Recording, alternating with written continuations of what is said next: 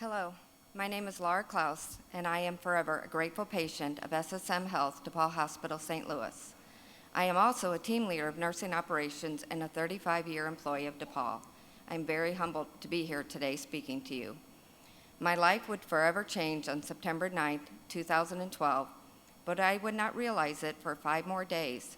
That day, my family and I were attending SSM Health Day at the ballpark with the St. Louis Cardinals. It was also college day at the park for my then 19-year-old son, Jacob, which meant his college team would be playing against another college team following the Cardinals game. While I was sitting talking to Jacob's roommate, Ross, mom, telling her the funniest story that had occurred earlier in the week about our 2 sons. They had called me earlier in the week to tell me they didn't know how to write a check. They were paying their first rent apartment, and they didn't know how to write the check and then put it in the envelope with the window. And so I had gone to they lived over in Illinois, and I had driven over earlier in the week to teach them how to write a check and pay their bills.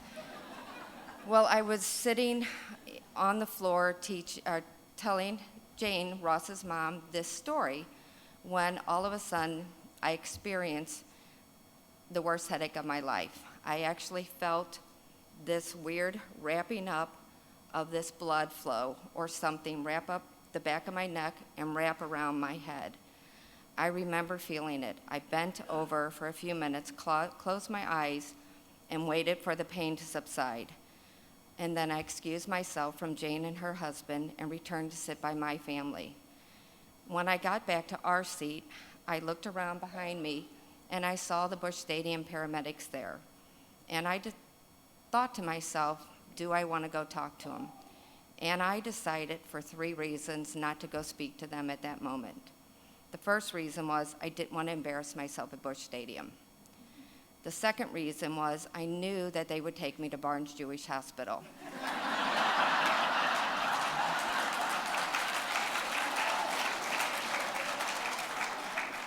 For those of you that aren't from St. Louis, that happens to be one of our biggest competitors, and I did not want to go there. And my third reason is Jacob is a pitcher, and he had not pitched yet from the mound to Busch Stadium, and I was not going to miss that momentous event in Jacob's life. For people who know me, they know that I do not miss, if possible, any of my kids' games. I have 4 kids, and I attend everything humanly possible. As soon as Jacob was done pitching, I went up to my husband. I said, we need to go. I don't feel well. My headaches would continue all week, and by Friday, they were unbearable. After an early morning meeting, I went back to my office, and I was in tears. I called the then ED director, John Caron, and told him what was going on. He had me come up to the ED, where he made sure I was quickly placed into a room, and he called Dr. Hudson to come see me. After several hours of trying to determine what was wrong and finding no relief from my headaches, Dr. Hudson consulted what was for me my lifesaver. He called in Dr. Charles Callison from SSM Health Neurosciences, who walked into my room, and told my husband and I that he believed I had a brain aneurysm and would be going to IVR within 10 minutes. I remember feeling numbed and scared. It was so overwhelming to us.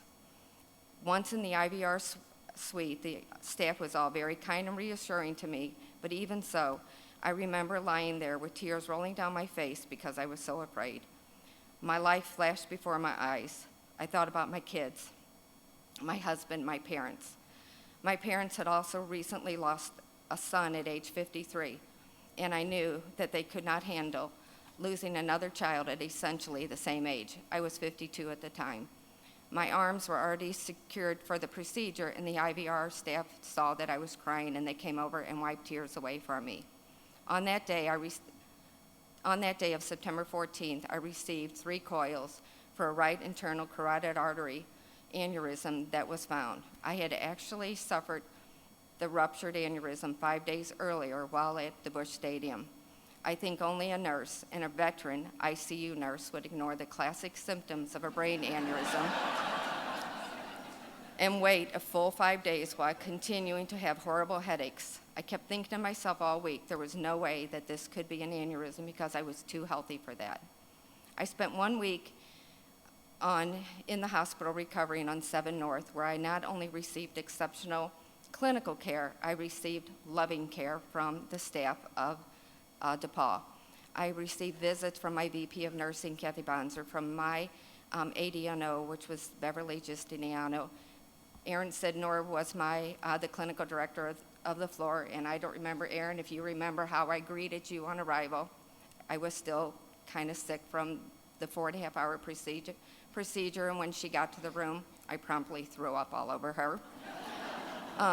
My nursing ops teammates came up, but they really balanced it with my need to see my friends, my family at DePaul, but also balancing my need to rest and recover. During the first few weeks of my recovery at home, and especially the first week that I was home, I had to wake up at 2 o'clock in the morning to take an antispasm med. Once I was awake, I could not immediately fall back to sleep. I would lie there and think about everything that I almost didn't get to see in the future. I thought about my daughter Allison's first homecoming dress, her first prom dress, and learning to drive. I thought about my kids graduating from college. I thought about my kids getting engaged, getting married. I thought about becoming a grandma.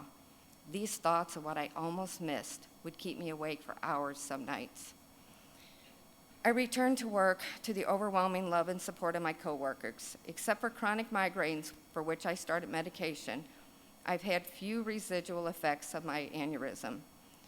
Then 6 months out, in March of 2013, I was scheduled for my first elective angiogram to check on my coils. The procedure went very well, and Dr. Callison came in to explain the results to my husband. Unfortunately, he started the conversation with, "Your original aneurysm looks great, but you now have a new aneurysm that we need to fix." Not what you wanted to hear. We've scheduled this aneurysm repair for just a week later, during which I gained 2 more coils and a stent, so I'm now the proud owner of 5 coils and a stent in my head. At this time that I received this diagnosis of a second aneurysm, I also received a call from HR asking me to take on an employee transfer. This employee had recently failed his nursing boards and needed to join my team as a clinical partner until he could take his boards again in a few weeks. This individual was, understandably, very upset. We met, we both tried to understand why we were going through our own personal challenges. I remember telling him that we would both get through each of our battles, and next year we would look back at this time and be stronger having gone through it. After my second aneurysm repair, there was a knock on my door, and there he was. He came in, kneeled at my bedside, and told me my battle was over and he was next. I told him with all the confidence in the world in him to let me know as soon as he passed his boards. He came back to see me in a couple of weeks after I had gone back to work with the biggest smile on his face. He was now officially an RN. We helped each other get through very difficult times. Has it been easy? No. I now suffer from chronic migraines. I have headaches up to 12 hours a day, 7 days a week. They get worse when I'm tired or stressed. Would I change it? No, not really. Quite a few years ago, after my second aneurysm, I asked Dr. Callison, what percentage of people die immediately after a ruptured aneurysm? He looked at me and said, actually 40% of people die immediately, and another 2% die daily for the first 3 days after not being treated. I was very lucky that I was not among that 40% that died on that September day. There's so much more for me to do and see.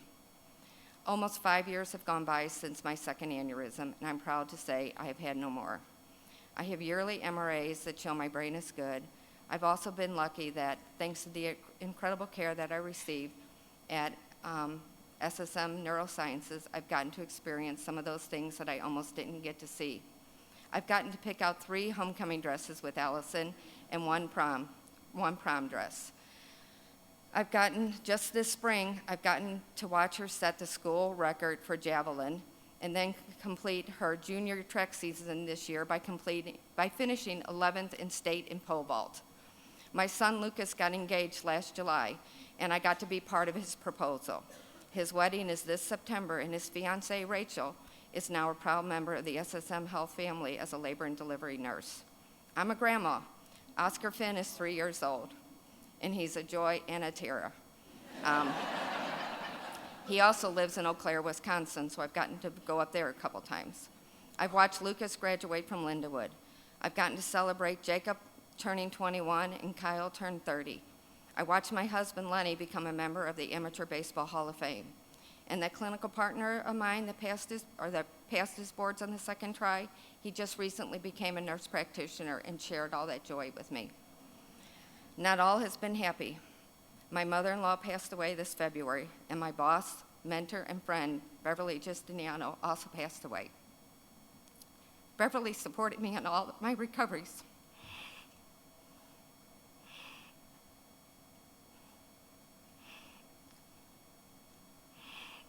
And would always have a note waiting on my desk when I returned. While these losses have been painful, I'm grateful I've gotten to be there to celebrate their lives.